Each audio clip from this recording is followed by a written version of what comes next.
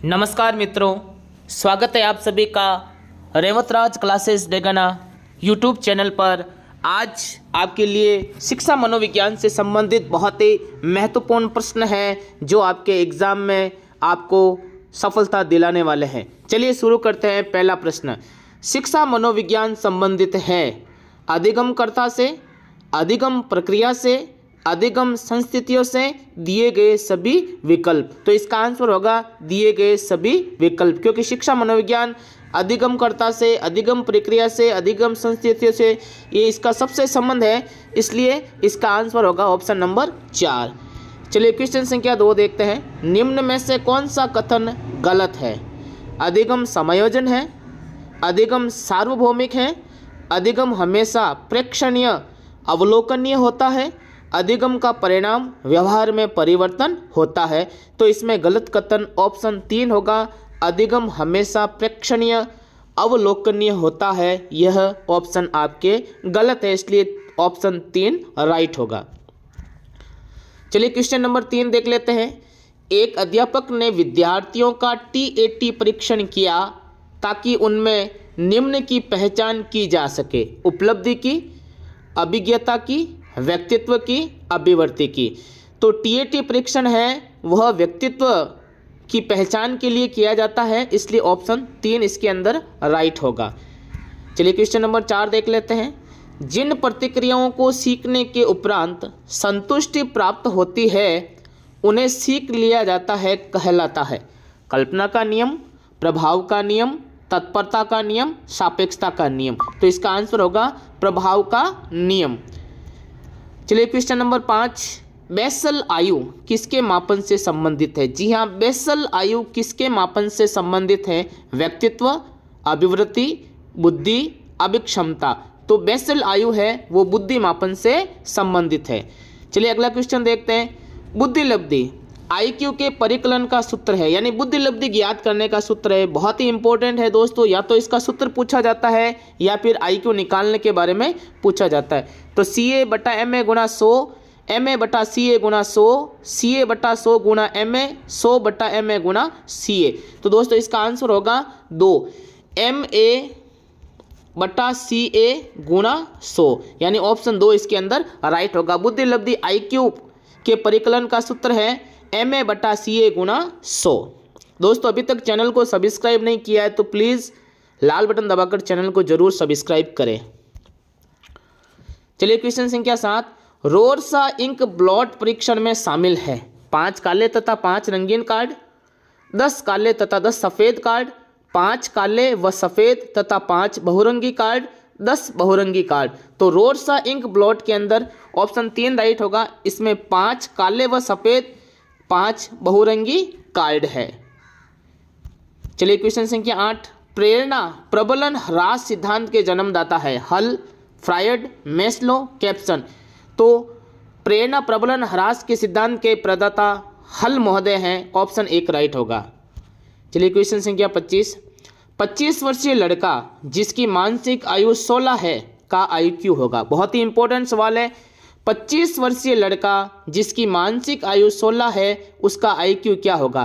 तो हम जानते हैं कि बुद्धि लब्धि में निकालने का सूत्र है मानसिक आयु बटा वास्तविक आयु गुणा 100, यानी बच्चे की जो आयु है 25 वर्षीय, यानी 25/16 गुणा 100। अब आपको ये देखना है दोस्तों कि इसके अंदर बच्चे की वास्तविक आयु और मानसिक आयु में देखना है।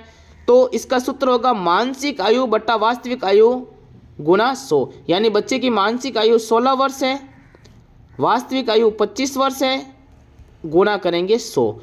तो 25 को 100 में भाग देंगे, 4 बार जाएगा, 16 को 4 से गुणा करेंगे तो 64 इसका आंसर आएगा, इसलिए आपका ऑप्शन राइट होगा 64, यानी ऑप्शन 1 राइट होगा। क्वेश्चन संख्या 10 देख लेते हैं। मनोविज्ञान व्यवहार का विज्ञान है और इसका घनिष्ठ संबंध शिक्षा से इसलिए है क्योंकि शिक्षा बालक में परिवर्तन लाना चाहती है: चेतना, आत्मा, मस्तिष्क, व्यवहार। तो इसका आंसर होगा व्यवहार। व्यवहार के अंदर ये परिवर्तन लाना चाहती है। चलिए क्वेश्चन संख्या 11 देख लेते हैं। अभिरुचि, अभिवृत्ति, उपलब्धि, तथा लिंग कौन सी विभिन्नताओं के क्षेत्र है?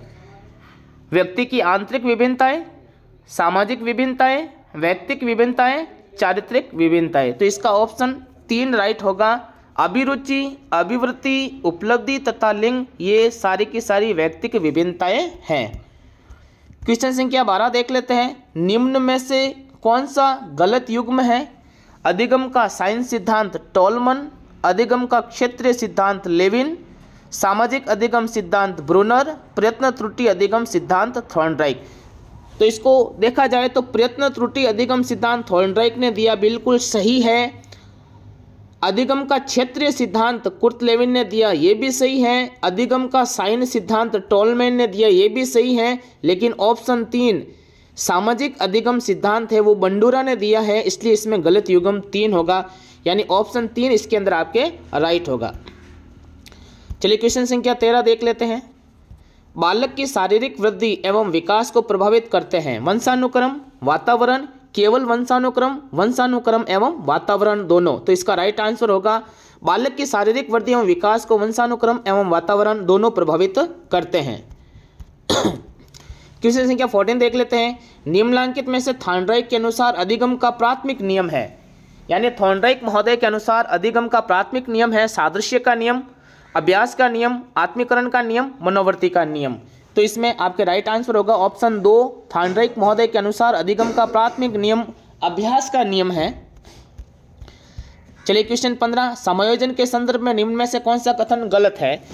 यह संतुलन प्रदान करता है, यह समस्या का समाधान करता है, यह निरंतर चलने वाली प्रक्रिया नहीं है, समायोजन की अनुपस्थिति में व्यक्ति तनाव, संघर्ष, चिंताओं से घिरा रहता है। तो इसका आंसर होगा आपके ऑप्शन 3, यह निरंतर चलने वाली प्रक्रिया नहीं है। यह संतुलन प्रदान करता है, यह समस्या का समाधान करता है, समायोजन की अनुपस्थिति में व्यक्ति तनाव, संघर्ष तथा चिंताओं से घिरा रहता है। तो समायोजन के संदर्भ में निम्न में से कौन सा कथन गलत है? तो ऑप्शन 3 इसके अंदर राइट होगा, यह निरंतर चलने वाली प्रक्रिया नहीं है, इसलिए इसके अंदर आपके ऑप्शन 3 राइट होगा। चलिए क्वेश्चन संख्या 16 देख लेते हैं फटाफट।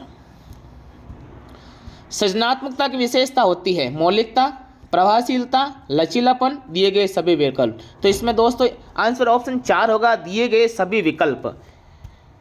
क्वेश्चन संख्या 17 देख लेते हैं फटाफट।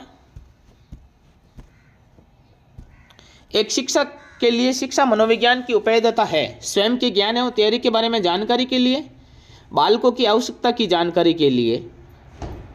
अ तथा ब दोनों सही है, अ तथा ब दोनों गलत है। तो इसके अंदर अ तथा ब दोनों सही है, यानी एक शिक्षक के लिए शिक्षा मनोविज्ञान की उपयोगिता स्वयं के ज्ञान एवं तैयारी के बारे में जानने के लिए और बालकों की आवश्यकता की जानकारी के लिए, यानी दोनों ऑप्शन इसके अंदर राइट होंगे। चलिए क्वेश्चन संख्या 18 देख लेते हैं। अधिगम बाधित असमर्थ बच्चे अधिकतम होते हैं, यानी अधिगम बाधित बच्चे होते हैं आक्रामक, संगठित, संगत, निम्न बुद्धि वाले। तो ये बच्चे निम्न बुद्धि वाले होते हैं। मनोविज्ञान ने शिक्षा को बना दिया है पाठ्यचर्या केंद्रित, शिक्षक केंद्रित, बाल केंद्रित, विषय केंद्रित। तो इसका आंसर होगा बाल केंद्रित। क्वेश्चन संख्या 20 देख लेते हैं। गिलफोर्ड द्वारा प्रतिपादित बौद्धिक संरचना के मॉडल में प्रारंभ में कितने तत्व बताए गए? जी हाँ, बहुत ही गहराई से पूछा गया है कि गिलफोर्ड द्वारा जो बौद्धिक संरचना का मॉडल दिया गया था उसके प्रारंभिक में कितने कथन थे? तो इसके प्रारंभिक के अंदर दोस्तों 120 कथन थे, क्योंकि प्रथम चरण के अंदर वो 120 तत्व लेके आया, सेकेंड चरण के अंदर उसने 150 तत्व किए थे और तीसरे चरण के अंदर वो 180 तत्व लेके आया था। तो इसका उसने सवाल पूछ रहा है कि प्रारंभ में कितने तत्व थे? तो प्रारंभ के अंदर इसके 20 तत्व थे। दोस्तों अभी तक चैनल को सब्सक्राइब नहीं किया तो लाल बटन दबाकर चैनल को जरूर सब्सक्राइब करें। Best of luck.